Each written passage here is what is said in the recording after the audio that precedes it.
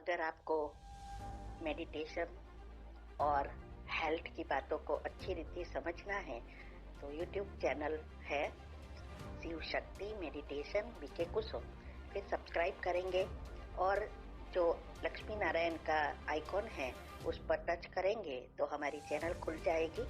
वहाँ प्लेलिस्ट में आपको सब कुछ ग्रुप वाइज मिलेगा। साथ साथ लाइक शेयर और कमेंट भी कीजिए, इससे आपका दुआ का खाता बढ़ेगा, बुद्धि का ताला खुलेगा और आप जल्दी जल्दी आगे बढ़ सकोगे। ओम शांति। ओम शांति। आपका प्रश्न है कि आप कई बार कहते हो कि जो आत्मा के हम वाइब्रेशंस देते रहे और उनका रिसीवर अच्छा होना चाहिए, परंतु मैं जिस आत्मा से माफ़ी मांगती हूँ उस माफ़ी उनके पास तब पहुँचेगी जब उनका रिसीवर अच्छा होगा। तो रिसीवर अच्छा नहीं होगा तो कार्मिक अकाउंट कैसे ठीक होगी? उत्तर है, पहले तो आपने रिसीवर का अर्थ ही नहीं समझा। ये उत्तर में मैंने इसीलिए बताया कि किसी ने पूछा होगा कि अगर सामने वाले कुछ सोचते हैं तो हमें इफेक्ट होती है, इसके लिए मैंने बताया है। रिसीवर का अर्थ ये नहीं कि आप जो सोच रहे हैं वही जा रहा है। रिसीवर का अर्थ यह है कि मन उनका शायद शांत हो या अच्छी बातें सोच रहे हैं, ये भी रिसीवर होता है। और इसके लिए मैंने साइंटिफिक रीति से बताया, सबसे इजी रास्ता यही है। सुबह में मन सभी का शांत होता है और जब वो आत्मा सोती है तब तो अल्फा स्टेज नेचुरल होती है, और रात को सोते समय, दो समय ये करने को कहती हूँ। इसका कारण यही है। तो इससे डायरेक्ट चली जाएगी। दिन भर में पता नहीं है कब कितना जाता कितना रहता, तो टाइम लगता है, लेकिन जब उनका मन शांत है सोते समय तो जल्दी सफलता मिलती है। ये सारी बातें हमने योग और योग के प्रयोग की विधि में भी बताया है। दूसरा यह है, मैंने अगले प्रश्न 2 में जवाब दिया है, वो सुनो कि आप अगर किसी को सकाश दे रहे हैं लेकिन आपके ही विचार अभी नेगेटिव है उनके बारे में दिन भर में, तो कहाँ से पहुंचेगा? तो एक ही चीज नहीं है, बहुत सारी चीजें जुड़ी है हिसाब किताब से। तो आप ये करने का भावार्थ ये भी होता है कि वो कैसा भी व्यवहार करे, आप उसको बहुत अच्छे हैं, बहुत समझदार है, मेरी हर बात मानते हैं, सुनते हैं, समझते हैं, हर कार्य में सहयोग देते हैं, मुझसे प्रेम से रिस्पेक्ट से बात करते हैं, ऐसा जो चाहिए वो लिस्ट बनाकर सारा दिन दोहराएंगे, तब ये नेचुरल हो जाएगा। क्योंकि दिन भर में भी आपके अच्छे ही वाइब्रेशंस निकलेंगे, नेगेटिव एक भी नहीं आएगा। तो सुबह में भी आपका नेचुरल वो निकलना शुरू होगा और वो आत्मा को भी कहाँ ना कहाँ वो गया है तो क्लीनिंग होता ही जाएगा।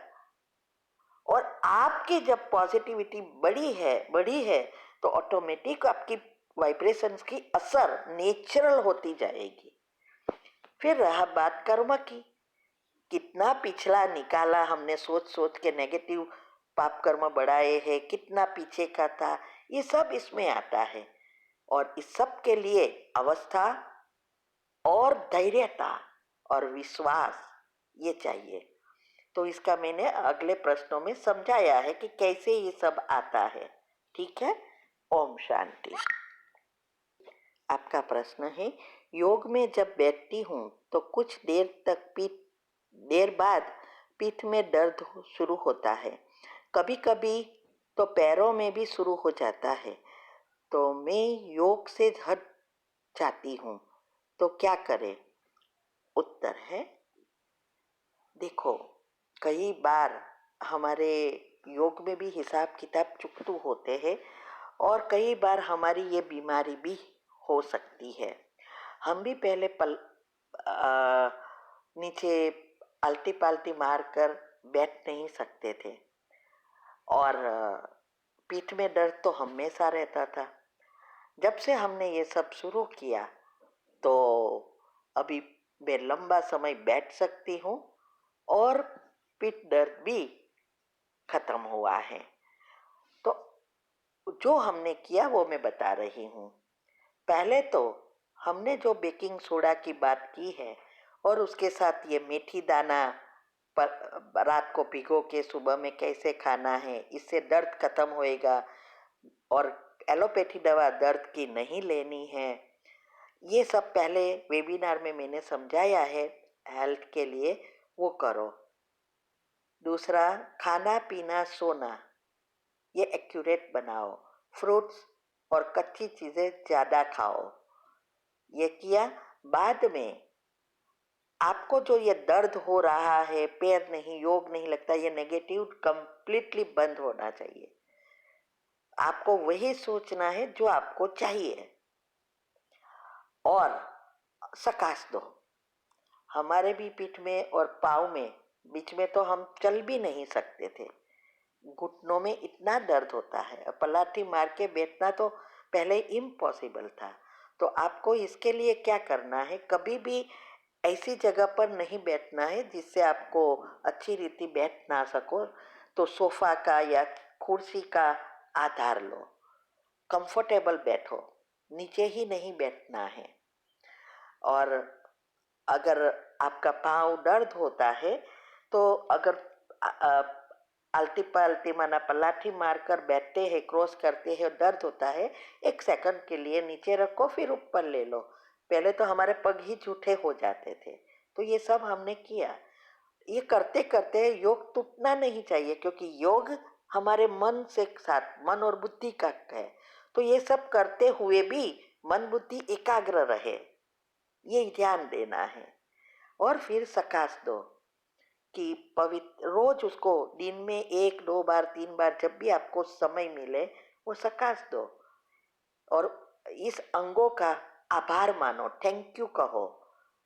तो जैसे पाँव के लिए दोनों हाथ मसल कर कि मैं शक्ति मास्टर सर्वशक्तिवान संपूर्ण पवित्र स्वस्थ आत्मा हूँ, ऐसा करके दोनों हाथ मसल कर पाँव पर रखो और फिर उस संकल्प दो कि इस शक्तिशाली पवित्रता के किरणें मेरे पाँव में प्रवाहित हो रहे हैं। अब मेरे पाँव में पाँव का दर्द बिल्कुल समाप्त हो गया है। अब मैं लंबा समय आल्टी पाल्टी मार कर बैठ सकती हूँ, अच्छी रीति चल सकती हूँ, दौड़ सकती हूँ, ऐसा। और फिर अंत में आप उसको थैंक यू कहो।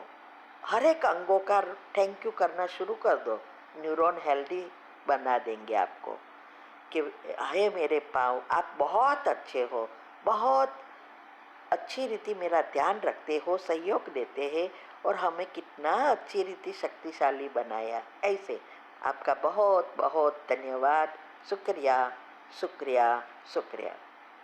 ऐसे ही पीठ के लिए करो, हाथ नहीं जाएगा लेकिन तीसरा नेत्र से, बुद्धि से उसमें एनर्जी प्रवाह हो रही है और सोचना शुरू करो। और रोज इसको सकाश बॉडी को दो। एक मैंने ऑल इन वन कमेंट्री बनाई है, उसमें मैंने BP, diabetes, acidity, thyroid current, ये जो भी सब चीज़ों का, जो कोलेस्ट्रॉल वगैरह का साथ में सारे अंगों का बना दिया है, वो चेक करो और उस तरह सभी अंगों को एनर्जी प्रवाह करो। ठीक है, ओम शांति। आपका प्रश्न है, अगर किसी के घर की आत्मा ने घर में प्रवेश किया है और हम माफ़ी की कमेंट्री करते हैं हिसाब चुकता करने की, तो वह आत्मा की अटैक तो नहीं करती है ना? उत्तर है नहीं। देखो, आत्मा को आप मुक्ति दे, समा की कमेंट्री करके लास्ट में ये सोचना है कि आप हमारे हिसाब किताब अब चुकतू हो गए हैं, अब इस आत्मा को मुक्ति मिल गई है और बहुत अच्छा जन्म मिला है, और इस आत्मा का भी आभार मानो। और दूसरा, जब आप दिन भर में उसके बारे में अगर नेगेटिव सोचेंगे तो आपकी नेगेटिविटी से आपकी आत्मा की शक्ति ड्रेन होगी, कम होगी। तो आत्मा तब प्रवेश किसी में करती है जब इसकी शक्ति कम है। लेकिन जब आप योग करते हो और उसको मदद करते हो हिसाब किताब चुकतू करने में, तो वो आत्मा खुश होगी और ऑटोमेटिक वो आत्मा वहाँ से चली जाएगी, क्योंकि उसको दूसरा जन्म मिल जाएगा। भटकती क्यों है? कोई ना कोई इच्छा रह गई है या कोई ना कोई चीज़ किसी से रह गई है, लेकिन उसके हिसाब किताब हम माफ़ी मांगकर उसको शुभ भावना शुभ कामना देकर करेंगे तो वो तो खुश होगी, उसका हिसाब किताब चुकतू होगा और दूसरा जन्म ले लेगी। तो कोई ऐसे प्रवेश नहीं करती। बस योग के प्रयोग की अच्छी रीति विधि समझ कर करना है। ठीक है। ओम शांति।